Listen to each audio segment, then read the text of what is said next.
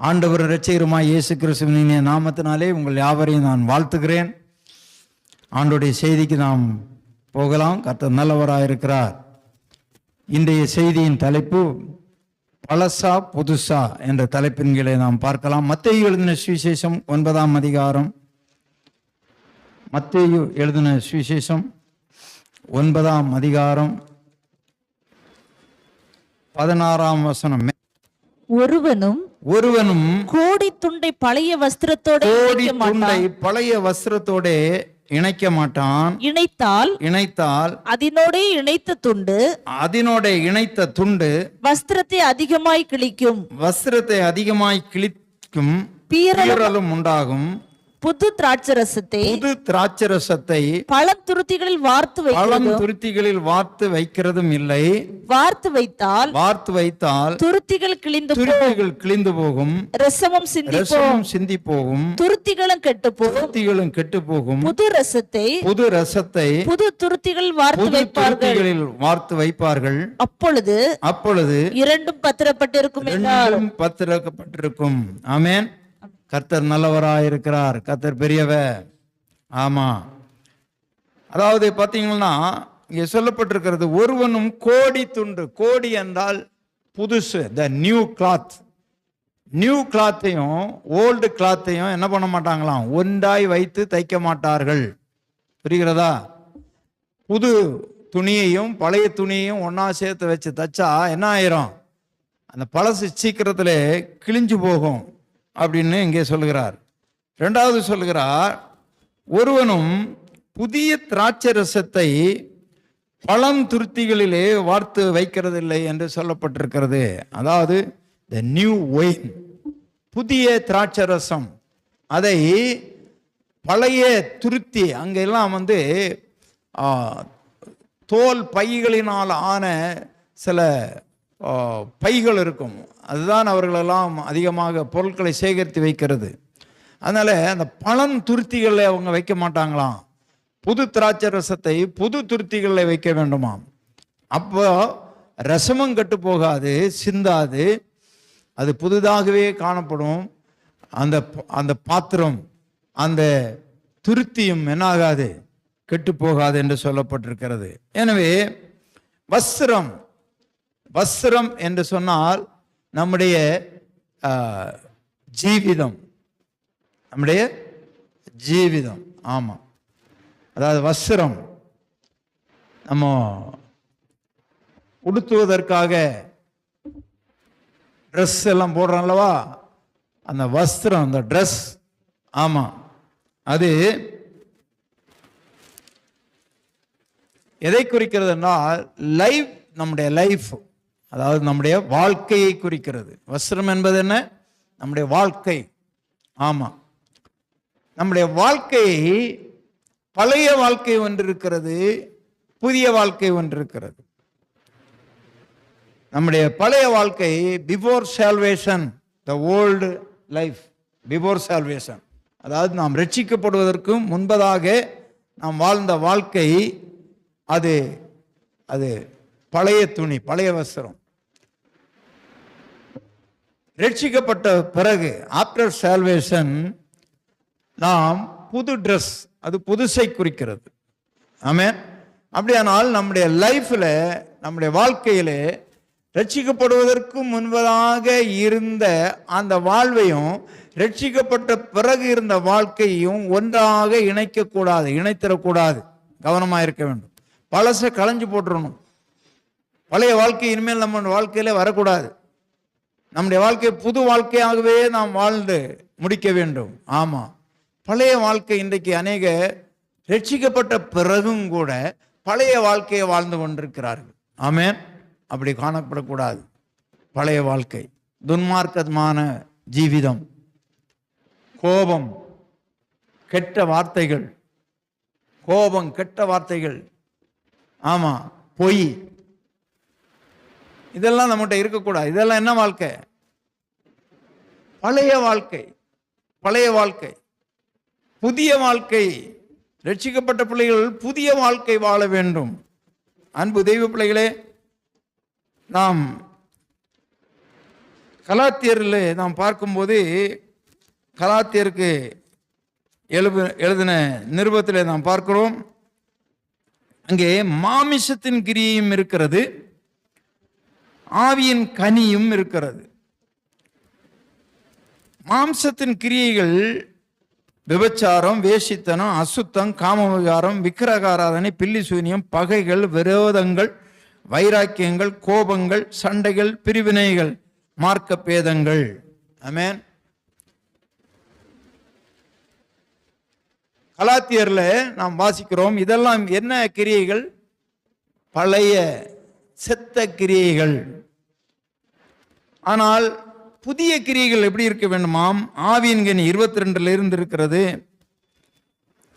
ஆவியின் கனியோ அன்பு, சந்தோஷம், சமாதானம், நீடிய பொறுமை, தயவு, நற்குணம், விசுவாசம், சாந்தம், இச்சையடக்கம். இவையெல்லாம் பார்க்கும்போது இது புதிய கிருபை, புதிய கிரியை. ஆமா, ரட்சிக்கப்பட்ட மக்களுக்கு இருக்க வேண்டிய இந்த கிரியை இது இருக்க வேண்டும். அந்த பழைய கிரியை ஒருபோதும் இருக்கக்கூடாது. சிலர் பழசையும் புதுசையும் வைத்திருப்பாங்க. பழசும் புதுசும் ஒன்னா சேர்ந்து இருக்கக்கூடாது. புரிகிறதா உங்களுக்கு? பழசும் புதுசும் ஒன்றா சேர்ந்து இருக்கக்கூடாது. கவனமாக இருக்க வேண்டும், கவனமாக இருக்க வேண்டும். 1 கொரிந்தியர் 5:8. புளித்த மாவோடே அல்ல, பழைய புளித்த மாவோட அல்ல, துர்க்குணம் பொல்லாப்பு என்னும், துர்க்குணம் பொல்லாப்பு என்னும், புளித்த மாவோடும் அல்ல, புளித்த மாவோடும் அல்ல, துப்புரவு உண்மை என்னும் புளிப்பில்லாத அப்பத்தோட பண்டிகை ஆசரிக்க கடவோம். பார்த்தீர்களா? இந்த புளித்த மாவும் புதிய மாவும் ஒன்ன சேர்க்க கூடாது. அந்த புளித்த மாவு என்ன சொல்லப்பட்டிருக்கிறது? புளித்த மாவை குறித்து வாசிங்க. இன்னும் இருக்கா? புளித்த மாவு துர்க்குணம். என்னது? துர்க்குணம் பொல்லாப்பு. துர்க்குணம் பொல்லாப்பு என்னும் புளித்த மாவு அப்படி இருக்கக்கூடாதான். அந்த துர்க்குணம் பொல்லாப்பு செய்யற அனுபவம் இதெல்லாம் இருக்கக்கூடாது. கவனமாக இருக்க வேண்டும். 2 கொரிந்தியர் 5:17 இப்படி இருக்க, கிறிஸ்துவுக்குள் இருந்தால் புது சிருஷ்டியா இருக்கிறான். பழையவைகள் ஒளிந்து போயின, எல்லாம் புதிதாயின. பழையவைகள் ஒளிந்து போயிடணும். பழையதையும் புதுசையும் சேர்த்து பண்ணக்கூடாது. புரிகிறதா உங்களுக்கு? ஆமா, பழசையும் புதுசையும் சேர்த்து பண்ணக்கூடாது. பழசு தான், அதை விட்டுறணும். புதிய காரியங்களை நாம் செய்கிறவர்களாக இருக்க வேண்டும். அல்லேலூயா சொல்லலாமா? கர்த்தர் நல்லவர். எபேசியர் 4:22 வாசிக்கலாம். அந்தபடி முந்தின நடக்கைக்கு உரிய மோசம் போக்கும் இச்சைகளாலே கெட்டு போகிற பழைய மனுஷனை நீங்கள் களைந்து போட்டு உங்கள் உள்ளத்திலே புதிதான ஆவி உள்ளவர்களாகி மெய்யான நீதியிலும் பரிசுத்தத்திலும் தேவனுடைய சாயலாக சிருஷ்டிக்கப்பட்ட புதிய மனுஷனை தரித்துக் கொள்ளுங்கள். புதிய மனுஷனை நீங்கள் தரித்துக் கொள்ள வேண்டுமாம். அந்தபடி முந்தின நடக்கைக்குரிய மோசம் போக்குற இச்சை, கெட்டு போகிற பழைய மனுஷனை நீங்கள் களைந்து போட வேண்டும். பழைய மனுஷனை களைந்து உங்கள் உள்ளத்திலே புதிதான ஆவியுள்ளவர்களாகி மெய்யான நீதியிலும் பரிசுத்தத்திலும் தேவனுடைய சாயலாக சிருஷ்டிக்கப்பட்ட புதிய மனுஷனை நீங்கள் தரித்துக் கொள்ள வேண்டும். அல்லேலூயா சொல்லலாமா? கர்த்தர் நல்லவராய் இருக்கிறார். 1 கொரிந்தியர் 15:45 வாசிக்கலாம். அந்தபடியே முந்தின மனுஷனாகிய ஆதாம் ஜீவாத்மாவானான். முந்தின மனுஷனாகிய ஆதாம் ஜீவாத்மாவானான் என்று எழுதியிருக்கிறது. பிந்தின ஆதாம் உயிர்ப்பிக்கிற ஆவியானவர் ஆகிலும் ஆவிக்குரிய சரீரம் ஆவிக்குரிய சரீரம் முந்தினதல்ல, ஜென்ம சரீரமே முந்தினது. முந்தினது. ஆவிக்குரிய சரீரம் பிந்தினது. முந்தின மனுஷன் பூமியில் உண்டான மண்ணானவன். இரண்டாம் மனுஷன் வானத்திலிருந்து வந்த கர்த்தர். மண்ணானவன் எப்படிப்பட்டவனோ மண்ணானவர்கள் அப்படிப்பட்டவர்களே. வானத்துக்கு உரியவர்கள் அப்படிப்பட்டவர்களே. வானத்துக்கு உரியவர் எப்படிப்பட்டவரோ வானத்துக்கு உரியவர்கள் அப்படிப்பட்டவர்களே. மேலும் மண்ணானவனுடைய சாயலை நாம் அணிந்திருக்கிறது போல வானவருடைய சாயலையும் அணிந்து கொள்வோம். நன்றாய் கவனிக்க வேண்டும். இப்பொழுது இங்கே ஒரு நல்ல சத்தியம் இருக்கிறது. முந்தின மனுஷன் ஜீவ ஆத்மா ஆனான். முந்தின மனுஷன் ஆண்டவர் அவனுக்குள்ளாக ஊதி அவன் ஜீவ ஆத்மாக மாறினான். ஆனால் அவன் எங்கிருந்து எடுக்கப்பட்டவன்? அவன் மண்ணிலிருந்து எடுக்கப்பட்டவன். ஆனால் பிந்தின மனுஷன் யார்? இயேசு கிறிஸ்து. நன்றாய் கவனிக்க வேண்டும். முந்தின மனுஷன் யார்? ஆதாம். பிந்தின மனுஷன் இயேசு கிறிஸ்து. இந்த பிந்தின மனுஷன் 47 பார்க்கிறோம். முந்தின மனுஷன் மண்ணிலிருந்து உண்டானவன். இரண்டாம் மனுஷன் வானத்திலிருந்து வந்த கர்த்தர். அப்படியானால் மண்ணானவன் எப்படிப்பட்டவனோ மண்ணானவர்களும் அப்படிப்பட்டவர்கள். வானத்து உரியவர்கள் எப்படிப்பட்டவர்களோ வானத்துக்கு உரியவர் எப்படிப்பட்டவரோ வானத்துக்கு உரியவர்களும் அப்படிப்பட்டவர்களே. ஒரு வித்தியாசத்தை இங்கே சொல்கிறார். ஆதாம் மண்ணிலிருந்து வந்தவன். மண்ணானவன் அவன் எப்படிப்பட்டவனோ மண்ணானவர்களும் அப்படிப்பட்டவர்கள் தான்.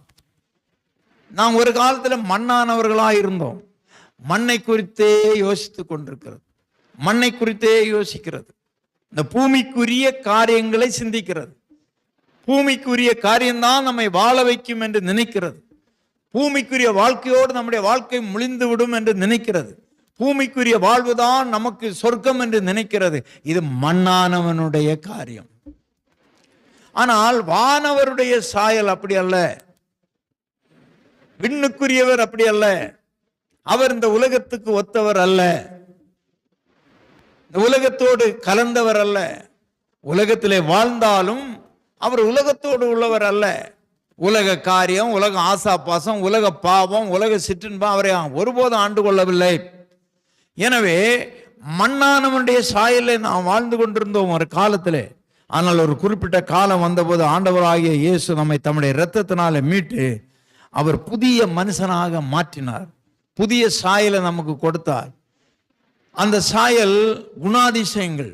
புதிய சாயல் என்னது? குணாதிசயங்கள். ஆமா, அவரிடத்தில் இருந்த குணாதிசயம் அதுதான் அந்த ஆவியின் கனி. அதிலே நாம் புதுப்பிக்கப்பட்டிருக்கிறோம். இப்பொழுது ஆண்டவராக இயேசு கிறிஸ்துவை ஏற்றுக்கொண்ட பிள்ளைகள் அத்தனை பேரும் அவர் விண்ணவருடைய சாயலை நாம் அணிந்திருக்கிறோம். ஆமா, கோபம் இருக்காது, துர்க்குணம் இருக்காது, பொல்லாப்பு இருக்காது. அந்த கலாத்தியர்ல முன்பகுதியில் சொல்லப்பட்டதான மாம்சத்துக்குரிய அந்த காரியங்கள் எதுவும் விண்ணவர்களுடைய வாழ்க்கையிலே வராது. இந்த பூமியிலே தான் நாம் வாழுகிறோம். நிறைய பேர் சொல்றாங்க பூமியிலே வாழ்ந்தால் பரிசுத்தமாய் வாழ முடியாதுன்னு அநேகர் நினைக்கிறார்கள். இல்லை இல்லை இல்லை. இந்த குடிக்கிறவங்கள்ட்ட நீங்க கேட்டு பாருங்க. அவங்க சொல்லுவாங்க யாரு தான் குடிக்காம இருக்கிறாங்கன்னு சொல்லுவாங்க. ஒரே வார்த்தையில் என்ன சொல்லுவாங்க? யாரு தான் குடிக்காம இருக்கிறாங்க அப்படின்னு. எல்லாரும் தான் குடிச்சிட்டு இருக்கிறாங்களா? குடிக்காம யாரும் இல்லையா? நீ மண்ணில் இருக்கிறாய். மண்ணானுடைய சாயல். 119 அதிகாரம் சங்கீதம் 25 வசனம் இப்படியாக சொல்லப்பட்டிருக்கும். ஆத்துமா மண்ணோடு என் ஆத்துமா எங்கே ஒட்டி கொண்டிருக்கிறதா? மண்ணோடு ஒட்டி கொண்டிருக்கிறது. உமது வசனத்தின்படி என்னை உயிர்ப்பியும். உம்முடைய வசனத்தின்படி என்னை உயிர்ப்பியும். மண்ணிலே ஒட்டி கொண்டிருக்கிறது மனிதனுடைய சோல், மனிதனுடைய ஆத்துமா. எங்க ஒட்டி கொண்டிருக்கிறது? மண்ணோடு ஒட்டி கொண்டிருக்கு. காரணம் என்ன? இந்த மண்ணில் இருந்து மண்ணுக்குரிய காரியங்களே பண்ணிட்டு இருக்கிறது. ஆமா,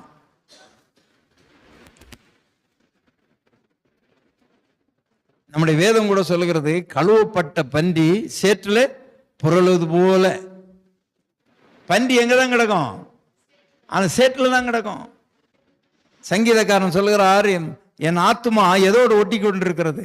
மண்ணோடு ஒட்டி கொண்டிருக்கிறது. ஆமா, காலமே நம்ம நல்லா குளிக்கிறோம். ஆமா, ஆனா ஆத்மாவுக்கு உள்ளால எட்டி என்னது ஒட்டிட்டு இருக்கு? மண் ஒட்டிட்டு இருக்கு, உலகம் ஒட்டிட்டு இருக்கு. உலக ஆசாபாசங்கள், உலக தூசு, உலக பாவங்கள், உலக கிரியெல்லாம் ஆத்மாவுக்குள்ளால ஒட்டிட்டு இருக்கு. அதை எதை போட்டு கழுவுறது? நிறைய பேர் இன்றைக்கும் மண்ணோடு ஒட்டி கொண்டே இருக்கிறாங்க. என் ஆத்மா எதோடு ஒட்டிட்டு இருக்கு? மண்ணோடு. நீ வானவருடைய சாயலை அணிந்திருக்கிற பிள்ளை.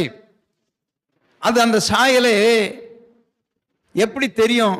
நீ வானவருடைய சாயலை அணிந்திருக்கிற அப்படின்னு சொல்லிட்டு எப்படி தெரியும்னு சொன்னா, உன் கிரியையில தான் தெரியும். ஆமா, பார்த்தோன்னு தெரியாது. ஒருத்தர் வந்து நம்ம செய்யாத குற்றத்தை செய்தேன்னு சொல்லிட்டு நம்மளை கெட்ட வார்த்தை பேச, நீ நாசமா போவ, நீ அப்படி பண்ற இப்படின்னு கெட்ட வார்த்தை பேசுறாங்க. வரிஞ்சு கட்டிட்டு இருந்துட்டு யார போய் பார்த்து என்ன பேசுற, அடிச்சனா பல்லுக்கில கொட்டிரும் அப்படின்னு போய் நிற்பாங்க. அது என்னது? மண்ணோடு ஒட்டி கொண்டிருக்கிற அனுபவம். விண்ணவருடைய சாயல் இல்லை. அவங்களுக்கு பொறுமையா சொல்லணும். ஆமா, பொறுமையா பேசணும்.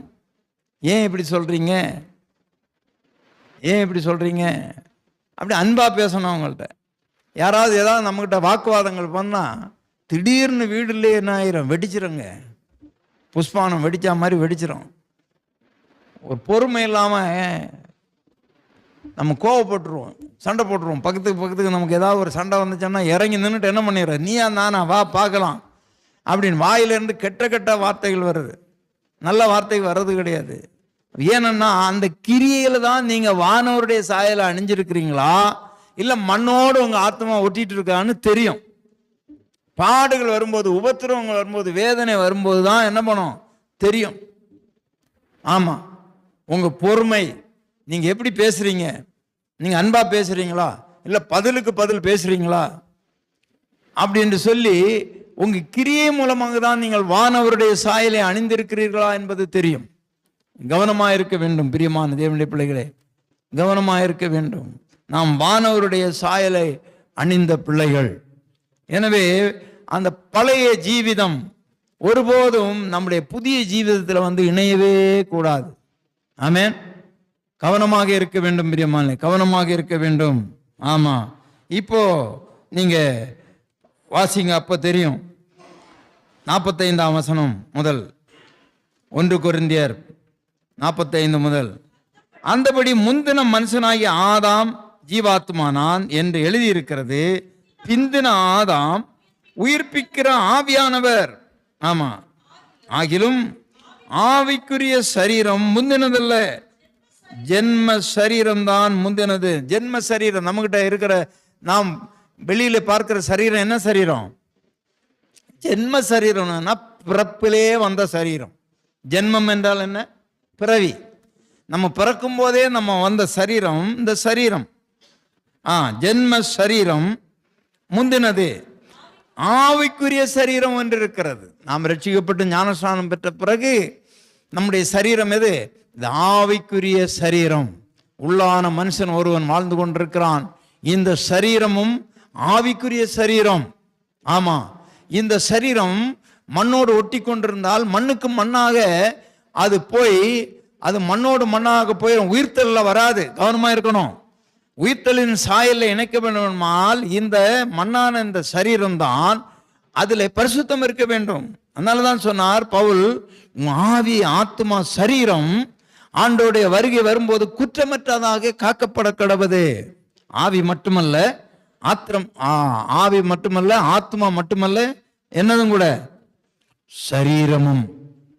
சரீரமும் இந்த சரீரத்தில் நீங்க என்னென்ன செய்றீங்களோ அதற்கு கர்த்தருக்கு முன்பாக கணக்கு கொடுக்க வேண்டும்.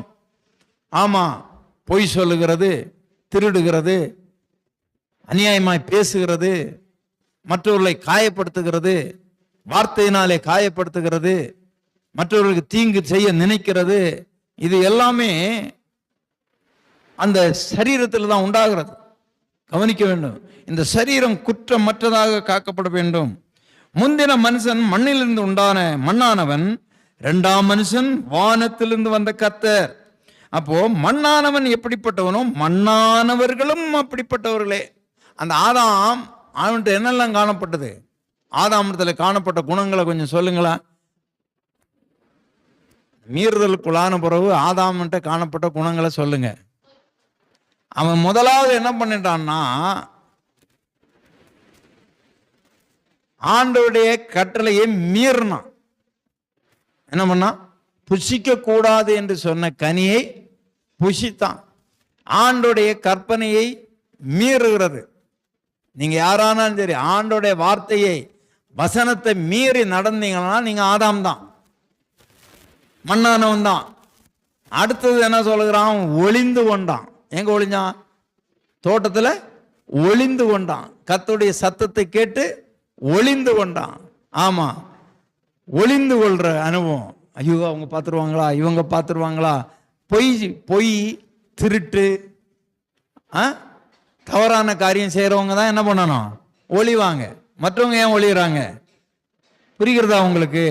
அப்போ ஒளிகிற அனுபவம் இருந்ததுன்னா, ஐயோ அவங்க பார்த்துருவாங்களா, இவங்க பார்த்துருவாங்களோ, ஒளிகிற அனுபவம் இருந்ததுன்னா நீங்க யாரு தான்? அந்த மண்ணானவனுடைய சாயல் தான், ஆதாம் தான். புரிகிறதா? அடுத்தது என்ன பண்ணான்?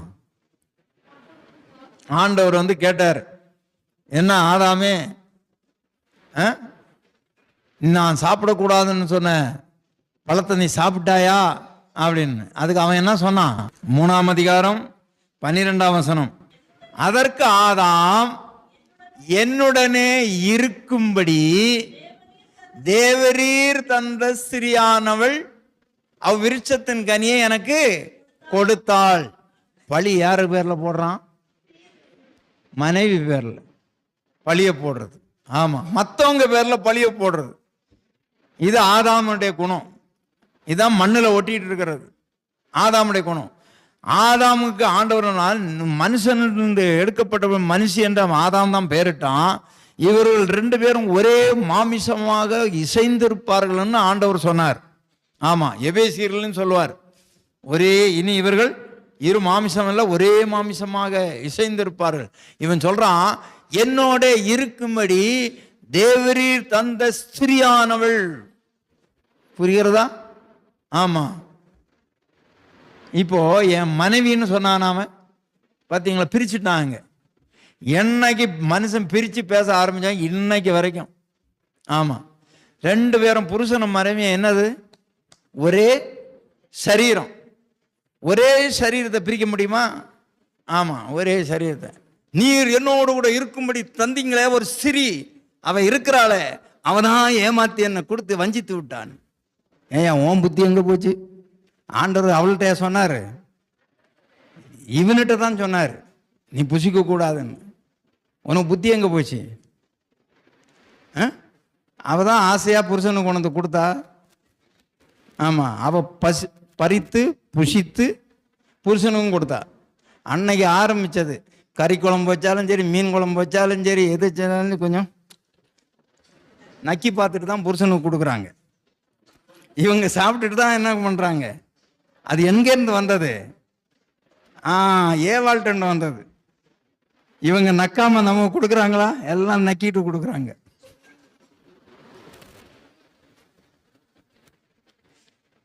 இப்ப சண்டை வந்த உடனே என்ன ஆயிடுச்சு? அங்க பார்த்து இங்க பார்த்து இப்படி சண்டை. அப்படியானால் ஆண்டவர் சொன்னார் கொரிந்தியர்ல, நான் ஏற்கனவே எடுத்திருக்கிறேன், அன்பு சகலவற்றையும் நம்பும், சகலவற்றையும் சகிக்கும், சகலவற்றையும் தாங்கும். அப்படி அன்புல தலைத்து இருக்கணும். அதுதான் புதிய மனுஷன், இயேசு கிறிஸ்துவனுடைய சாயல். அதுதான். மண்ணானவர்கள் எப்படிப்பட்டவர்களோ அப்படிதான் மண்ணானவன் எப்படிப்பட்டவனோ அப்படிதான் மண்ணானவர்களும். அப்போ உலகத்தோடு கூட வாழ்ந்து கொண்டிருக்கிற மண்ணானவர்கள் அந்த ஆதாம போலதான். ஆண்டவரை குறை சொல்றது, ஒளிந்து கொள்ளுகிறது, தேவனுடைய வார்த்தையை மீறுகிறது, அதெல்லாம். வானவருடைய விண்ணுக்குரியவர் எப்படிப்பட்டவரோ அப்படிப்பட்டவர்கள் தான் வானவருக்குடைய சாயலை படைத்தவர்கள். நாமெல்லாம் ரட்சிக்கப்பட்ட பிள்ளைகள், விண்ணுக்குரியவர் இயேசு கிறிஸ்து, அவருடைய சாயலை நாம் அணிந்திருக்க வேண்டும். எனவே அந்த ஆதாமுடைய சாயலும் இயேசுவனுடைய சாயலும் ஒன்றாக இணைக்கக்கூடாது. நாம் இப்பொழுது இயேசுவை என்ன பண்ணியிருக்கிறோம்? தரித்திருக்கிறோம். ஞானஸ்நானத்தில் அவரை என்ன பண்ணியிருக்கிறோம்? தரித்து கொண்டவர்களாக இருக்கிறோம்.